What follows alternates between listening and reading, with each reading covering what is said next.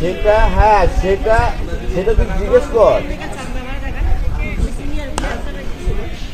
সেটা জিজ্ঞেস কর ওই যে ক্যাপ্টেনকে জিজ্ঞেস কর যে ও কেন খেলে। মাঠে চলছে দলের খেলা।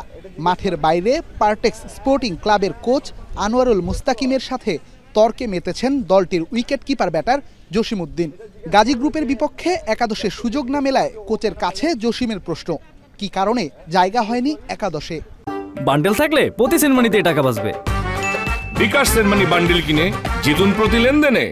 আমাকে বলছে ও বল ডেট খেলে। বুধবার নতুন করে অস্থিরতা দেখা দেয় দেশের ঘরোয়া ক্রিকেটে। ডিপিএলে পারিশ্রমিক না মেলায় অনুশীলন বর্জন করেন পারটেক্স স্পোর্টিং ক্লাবের ক্রিকেটাররা।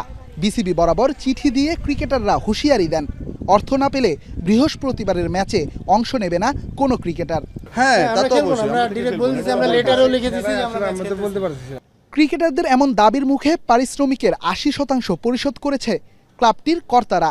তবে অভিযোগ আছে বুধবারের আন্দোলনে সামনে থেকে নেতৃত্ব দেয়া ক্রিকেটারদের ছাড়াই গাজী গ্রুপের বিপক্ষে একাদশ সাজিয়েছে টিম ম্যানেজমেন্ট। এদিকে সাব্বির রহমানের কাঁধে এতদিন দলটির অধিনায়কের দায়িত্ব থাকলেও বৃহস্পতিবারের ম্যাচে তা দেয়া হয়েছে অলরাউন্ডার আলাউদ্দিন বাবুকে। কোচের সাথে মনোমালিন্যের জেরেই নাকি অধিনায়কত্ব হারিয়েছেন সাব্বির, যে কারণে আগের ম্যাচেও ছিলেন একাদশের বাইরে। পারটেক্স কোচ আনোয়ারুল মুস্তাকিমই যেন দলটার অধিকাংশ ক্রিকেটারের কাছে চোখের বালি। রেদওয়ান শাওন, এখন, ঢাকা।